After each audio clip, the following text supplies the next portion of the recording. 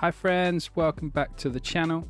So in this video, we're going to break down what actually a compressor does. We're going to look at how we can control it, all the different kind of dials and configurations. And then we'll look at some settings that pro engineers use and some standard kind of settings to get you going. At the end of the day, it's all down to your ears. But with this video, hopefully we can point you in the right direction so you can find the right dials to twist to achieve the sound you hear. As always, feel free to jump around. There are timestamps chapters here if you'd like to save a bit of time and find the chapters that are applicable to your level of understanding. The point of compression is to reduce the dynamic range to get more consistent audio levels within a sound, within music. And it does this by lowering the peaks, and then we can raise the overall volume of the quiet parts, keep it more consistent. This way, it's going to sit better in your mix. You're going to be able to turn it up. There's going to be no spikes in volume, or there's going to be no bits that you can't hear. We basically don't want the listener to listen to our music and not be able to hear something, then all of a sudden something jumps out and grabs them. Now let's look at all the controls we need to control on the compressor. Now, depending on the compressor, there might be more or less, but these are the four main things that you will need to understand and adjust. So we have 1, we have the threshold. 2, we have the ratio. 3, attack. And 4, release. Also, say that we got an extra one, 5 as a bonus, which is the makeup gain. We'll have a little look at that in the example. Okay, now let's look in Ableton. So I'm going to go to the browser library and I go to audio effects. It's in the folder dynamics. Click that down, and we have 2 compressors. I'll get onto why in a minute. What we're going to do is we're going to just look at the compressor. Now, to load this onto an audio track, what we're going to do is just drag it across the top, and there we have it down here. Okay, so as I was saying before, the 4 main kind of dials we want to tweak is threshold, ratio, attack, and release. So let's have a look at threshold to start off. So threshold is the level the audio signal needs to rise above so the compressor can engage and actually start working. If your sound does not go above the threshold, the compressor is not engaged. So let's have a look at an example of what I mean by this. I'm going to do a little drawing. So this is a picture of a waveform. Now, if I was to draw a threshold line in red and I took my threshold to here, as you can see, there's no peaks in this audio file that go above this line. So if I had my compressor on, it wouldn't actually be doing any compression. What we need to do is we need to turn this threshold down. So these peaks here will get compressed. Now you can see with this audio file here, we have some quite a big dynamic range. We have quite high bits here and we have quite low bits. The idea would be to kind of attenuate these high bits here. So it'd be much more consistent throughout this waveform. So what I'd do is I'd turn down my threshold here so we would have something that looked like that. That point is when the compressor starts working. So that's how we set the compression. Okay, so let's have a look at an example of that in Ableton. So I have a drum line here. Here we go.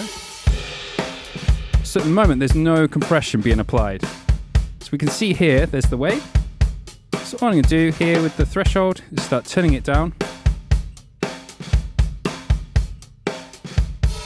I'm going to do it to the extreme so you can hear it. So now, can you see this? Technically, this wave's going through the threshold and the compressor is turning it down. So now, ratios. This is the confusing part because I believe we get too caught up with the mathematics of it. One simple rule: the higher the ratio is, the more compression is applied. So it's the ratio that actually deals with the compression. So the threshold decides how much audio you're going to let through. Then once the audio's through, the ratio is how much you're going to turn that down by. So let's have a look in this diagram again. Let me show you. We've got our waveform here. It's gone through the threshold, right? So we have this area here that we want to attenuate. So how much are we going to turn that down by? Are we going to turn it down by a little bit, or are we going to turn it down a lot? So what I mean by that is it's gone through here and it's going to want to turn it down. Okay, so maybe something that looks like that. Okay, so the ratio is basically this amount here. So let's look at the settings of a ratio. So first setting is 1:1, which is basically 0 compression. And then as we go through and increase the first number, more compression is applied. That's essentially it. So the higher the ratio, the more compression, the more it's turned down when it goes through the threshold. So usually we use a kind of 2:1 ratio. That's kind of the most transparent. 4:1 is also used. It's creeping up a little bit. And it goes all the way up to 20:1, which is basically limiting. That's basically when it gets to that threshold, it's not going to let any of the sound through.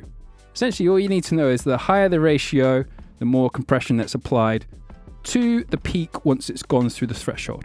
Let's hear what it sounds like against these drums, okay? What I'm going to do is I'm going to go through the different kind of ratios. I'll do it to the extreme so we can hear it. So here we go. Let's play this drum line again. So we got our threshold set, 4:1 ratio. Let's go 1:1. That's no compression. As you can see here, there's nothing happening to this line here. This shows us what's happening to the audio as it goes through the threshold. This is the threshold line down here. So let's put it to like 2:1. We can just type in the number here, 2. Let's go 20. Let's do the limiting. Can you hear that kind of, you can't really hear the percussiveness of the drums. You can't hear that peak. This is technically an overcompressed sound, okay? So we want that kind of, we want something like that, you know. Again, can you see how I'm using my ears? I've given you the knowledge. We've got the knowledge. We've got the tools. Now we're using our musicality and our ears to kind of shape the sound. So obviously, you probably won't compress this drum to like 20:1, but what we're doing is we're just showing you how it sounds like. The attack is how quickly the compressor turns down the signal, and the release is how quickly it goes back to an uncompressed status. So when we talk about attack times, we usually put them in 2 categories, which is fast attack times, slow attack times. With a fast attack time, you're going to hear more of the compression. So it's going to grab that transient, first peak of the audio, and pull it down straight away. So quick attack is usually good for things like bass, where we want the kind of the low end of the track to be quite consistent. We don't want it going up and down. Also vocals. This is quite a good place to play around with quicker attacks because we want to turn down those peaks to make a more consistent volume of the sound. Then slower attacks. So this lets more of the transient through, so you get more of that peak or that percussive element of the sound. Instruments like drums, piano, guitar. Release times. The quicker the release, the more uncompressed it's going to sound, and more of a punchy sort of sound you're going to get to it. With a longer release, it's going to sound a lot smoother, and the compression is going to stay on for a lot more. So generally on drums and piano and acoustic guitar, which have quick transients as just described, we'll have a slow attack time and a fast release. What that's going to do is let through the peaks and then also go back to the neutral position quite quickly. So you're going to retain more of that percussive element. So when we have a fast attack and a slower release, we're going to have a smoother sound. So that could work great for bass, some synth bass. Also vocals is quite a good area, and any kind of legato sort of instruments, say like violins or strings, this type of compression. So now what we're going to do is we're going to jump into Ableton and we're going to look at some acoustic instruments, and we're going to look at how we can apply some compression using Ableton's compressor. Then once we've done that, we're going to look at some electronic elements. We're going to look at how we can do bus processing. What I mean by that is using compressor in a style that's called glue compression, and Ableton has a glue compressor, and we'll look at the difference between the two, and we'll have some fun with that. Okay, so we're in Ableton. I have 3 tracks here. I have a drum track, I have a bass track, and a guitar track, and they're all acoustic, okay? So what I'm going to do, I'm going to solo them up, and we'll just have a little look at getting the threshold, finding the ratio, the dialing in the tone of the compressor with the attack and release. Another thing to point out is this makeup gain section here. Basically, when the compressor compresses, it essentially turns the sound down so it can be perceived as quieter, okay? So what we need to do with makeup gain is make sure that any kind of reduction in amplitude that we've done, we make up. Now this is another problem with compression when you first start out, is sometimes in Ableton this kind of makeup gain will be on all the time. And what happens is as we lower the threshold, it's going to automatically turn up the makeup gain, and it makes it sound louder. and we think, great, cool, sounds great, perfect. And compression isn't about making it sound loud, it's about making it more consistent and decreasing the dynamic range between the peaks so we get a more consistent audio. So that's another that kind of rookie error when we first start out with compression, which I've done. Put the compression on, makeup gain, turn it up, not actually doing any compression, it's just turn it up a little bit and we go, yeah, sounds better. Okay, so we don't want to do that. So I'll show you some tricks on how to combat that as well. So what I'm going to do is I'm going to reset the threshold here by just double clicking. So then I'm going to talk you through it. I'm going to first attenuate the threshold, then ratio, attack and release. Then we'll look at this gain situation, this makeup gain. So here we go. So let's first find the threshold. See, with that makeup gain, it's now increased in volume. If I turn that off, okay. Now, how you check the gain is just turn it off and on. Let's turn it down a little bit. I'll come back to that in a minute. So now, how much ratio do we want? Let's go all the way to extreme. A bit more. Don't want that. It feels like it's choking the drums. So we'll just dial it back until it feels good.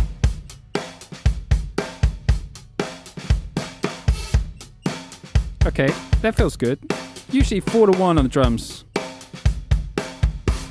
It feels a bit too much for me. I'm going to go 2-1. That feels good. Okay, now attack and release.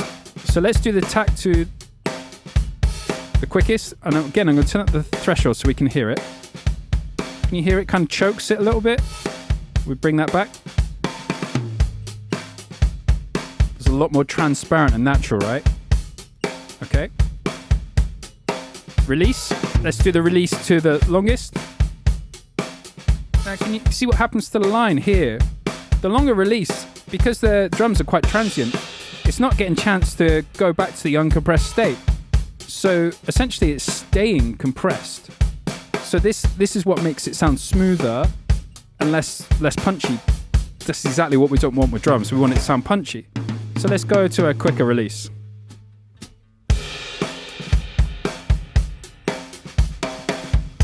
Okay, maybe adjust this up to 4-1.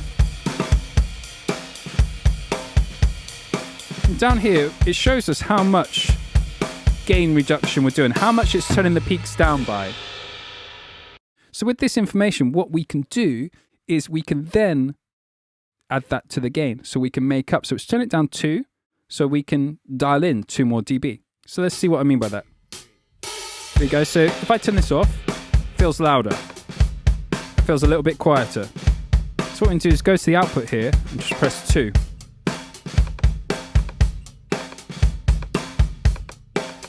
Should be no volume jump.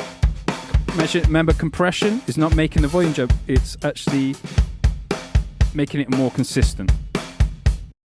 Okay, so those are kind of standard setup for drums or acoustic drums, is a slower attack, quicker release, or forgot to tell you about the famous Dr. Pepper setting, which was the 1176 compressor.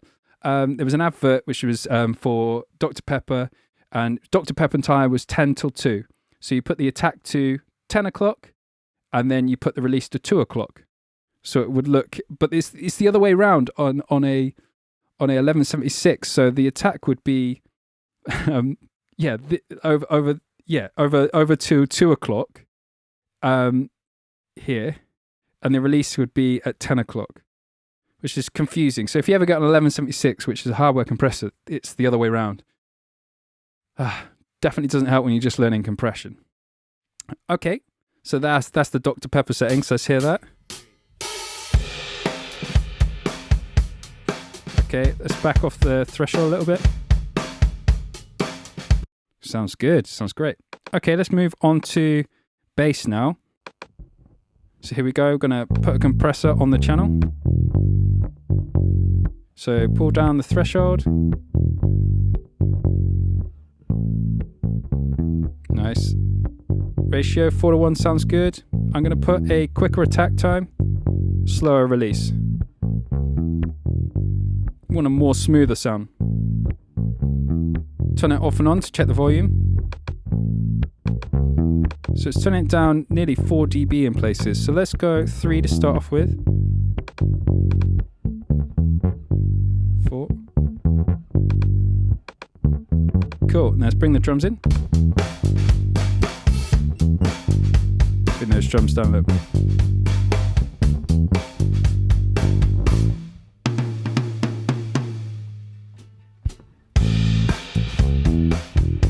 Okay, so we're putting things in places now so they have their own constant level, so it's easier for us to turn it up and down. Let's try the last one. Let's try the guitar. So I'm just going to solo up the guitar here. So let's press play on that. Put the compressor on top. Quite a percussive line, so let's get the threshold down. Let's go 2 to 1 with this one. Again, just type in 2. Slower attack. Quicker release. Off.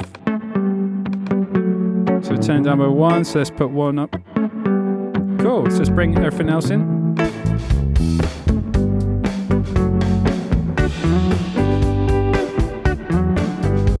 So yeah, you can see here, really not doing much compression. It's salt and pepper. I want it to be transparent as possible. But you can see here, I'm just turning down the peaks a little bit. If the source material, meaning the drums, bass and guitar here, that had jumps in it that were a bit bigger, I would probably apply a bit more of compression to it. So that would be like, I would find the threshold where it's kind of, that's the area that I want it to be in. Then I would dial in how much I need to turn it down. If it's going through quite a lot, that's where I'm going to have to use a higher ratio. Okay, let's look at how we apply some compression techniques to more of an electronic tune in Ableton Live. This is a tune I made in a previous video. If you haven't already seen it, check in the title cards below. I go through all the different steps of how to make each one of these elements. But today what we're going to do is we're essentially going to look at using compression to sort of mix it. So let's hear the track uncompressed, and then we'll talk about thought process of what I want to compress and how we're going to do it.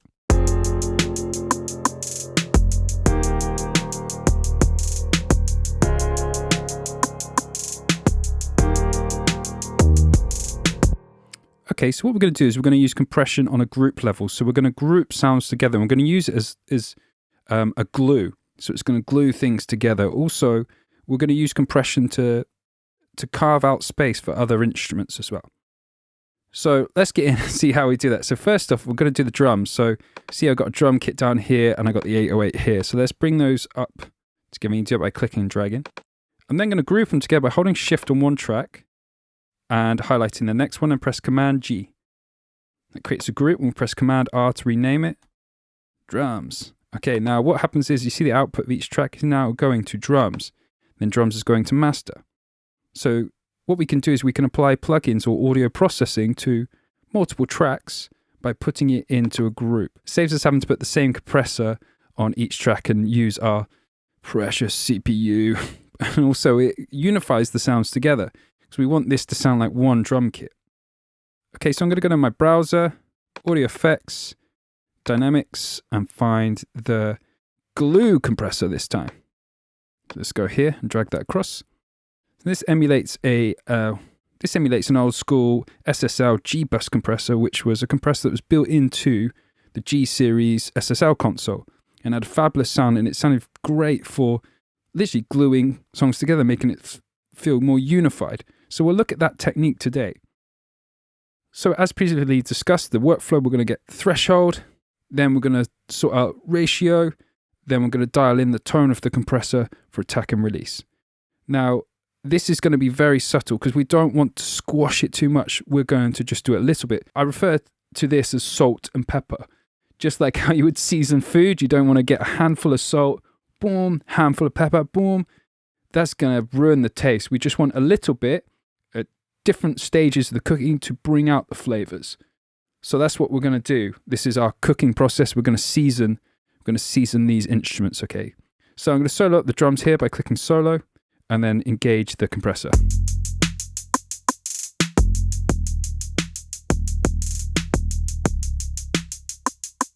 One thing, notice if I apply too much compression, the threshold, can you notice how it sucks all that low end from the 808? So we want to be careful of that. We don't want to suck too much of the low end because in terms of this genre, we need it. It's a big important part of this genre. So let's roll back the threshold. Okay. Now ratio, let's try 2:1. Let's keep it a 4:1. Attack. So slow attack, quick release. We want to retain those dynamics, okay? I'm gonna go and just a bit more. That's feeling good.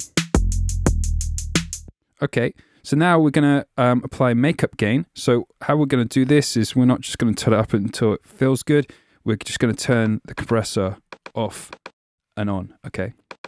So let's try that. So I'm going to type 2. It feels about right. Remember, we don't want a gain increase.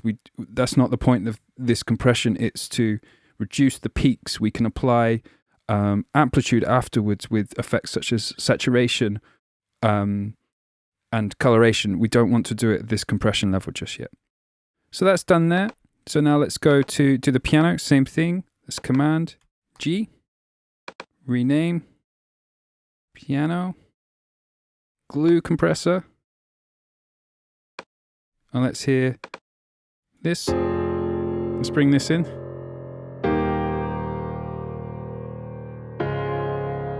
Okay. Okay, so now what I'm going to do is I'm going to have a quicker attack and a slower release with this one because I want it to sound, I want it a bit smoother. I want to dial down some of that percussive hit because we've already got an 808 kick in. I want the 808 to come through and then the piano almost to come back up afterwards. So check this out. So I'm going to turn the compressor off and bring the drums in. Add this compression. Turn it off. Can you see how it's a bit smoother? Maybe it's a bit too much. Let's dial it back a little bit.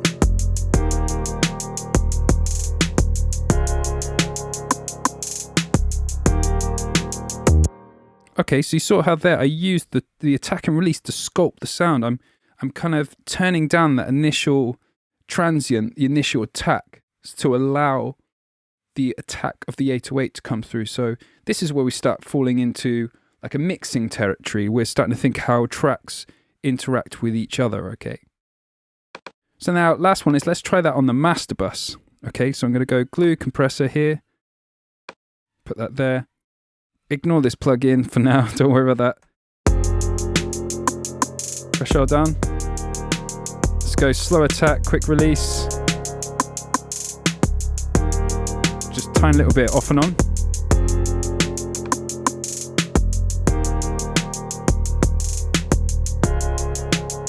I think it's a bit too much compression on the piano.